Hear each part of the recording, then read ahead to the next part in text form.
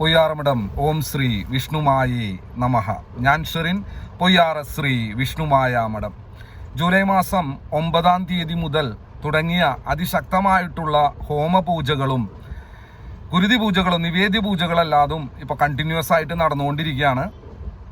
ഇനി ഈ വരുന്ന ബുധനാഴ്ച മുതൽ എല്ലാവരുടെയും ആവശ്യപ്രകാരം ഇപ്പോൾ ഭയങ്കരമായ മഴയുണ്ട്, ഒരുപാട് പേര് റെഗുലറായിട്ട് വരുന്നുണ്ട്.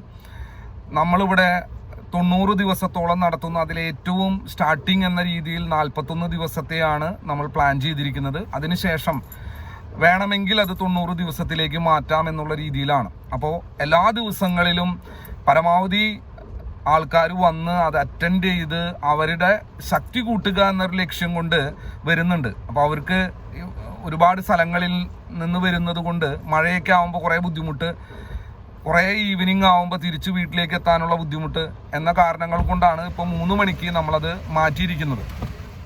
അപ്പോൾ പരമാവധി എല്ലാവരും അറ്റൻഡ് ചെയ്യാനായിട്ട് ശ്രമിക്കുക.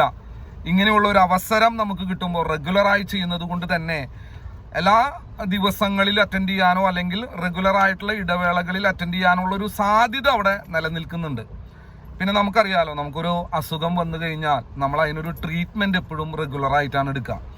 അങ്ങനെ നമ്മൾ റെഗുലറായി എടുത്ത് പിന്നീട് അത് മാസത്തിലൊരിക്കലോ എന്ന രീതിയിൽ ചെയ്തു പോയാൽ നമ്മളുടെ ആരോഗ്യം നമുക്ക് മെയിൻറ്റെയിൻ ചെയ്യാനായിട്ട് പറ്റും. എപ്പോഴും നമ്മൾ അസുഖം വന്ന് തളർന്നു കിടന്നതിന് ശേഷം മാത്രമാണ് നമ്മൾ എല്ലാ കാര്യങ്ങളും ശ്രദ്ധിക്കുകയുള്ളൂ. ഇത് കുറച്ച് മുന്നേ നമ്മൾ ശ്രദ്ധിക്കാൻ തയ്യാറായിരുന്നുവെങ്കിൽ നമ്മളുടെ ആരോഗ്യം നഷ്ടപ്പെടുമായിരുന്നില്ല.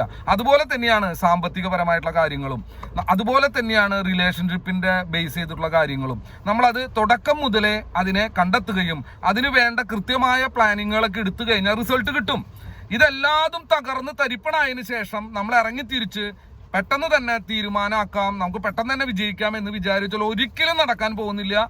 അങ്ങനെ നമ്മൾ എത്ര സാമ്പത്തിക ചെലവുകൾ നമ്മൾ ചെയ്യാൻ തീരുമാനിച്ചാൽ അത് നടക്കണമെന്നില്ല. അതിന് ദൈവത്തിന് കുറ്റം പറഞ്ഞിട്ട് ഒരു കാര്യമില്ല. താൻ പാതി ദൈവം പാതി എന്നാണ് പറയുന്നത്. നമുക്ക് ഒരുപാട് പ്രശ്നങ്ങൾ വരുമ്പോൾ നമ്മൾ ആദ്യം തന്നെ നമ്മളുടെ ഹെൽത്തി ലൈഫാണ് പോവുക. നന്നായി ഉറങ്ങുന്നത് നമ്മൾ നിൽക്കും, ഒരുപാട് ടെൻഷൻ അടിക്കും, ഭയങ്കരമായ അമിതമായ മദ്യപാനം, പലതരത്തിലുള്ള ലഹരി വസ്തുക്കളുടെ അടിമയായി മാറും. നമ്മൾ ജീവിതത്തിൻ്റെ തന്നെ പല കാര്യങ്ങളും തെറ്റായ രീതിയിൽ ചെയ്തു തുടങ്ങും.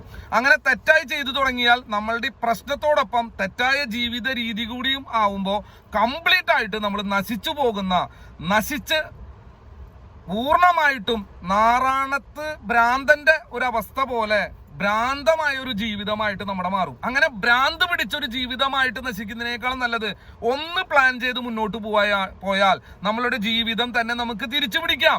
അതിനെന്താ വേണ്ട? കൃത്യമായൊരു പ്ലാനിങ്, കൃത്യമായിട്ട് നമ്മൾ ചെയ്യുന്ന പരിപാടികളുമായി മുന്നോട്ട് പോവാം. അതിനൊരു സാധ്യതയായിട്ടാണ് പൊയ്യാറ ശ്രീ വിഷ്ണുമായ മഠം ഇങ്ങനെയുള്ള പൂജകളും ഹോമങ്ങളൊക്കെയും വളരെ സീരിയസ് ആയിട്ട് ചെയ്യുന്നത്. എല്ലാവർക്കും അതിന്റെ ഭാഗമാവാം.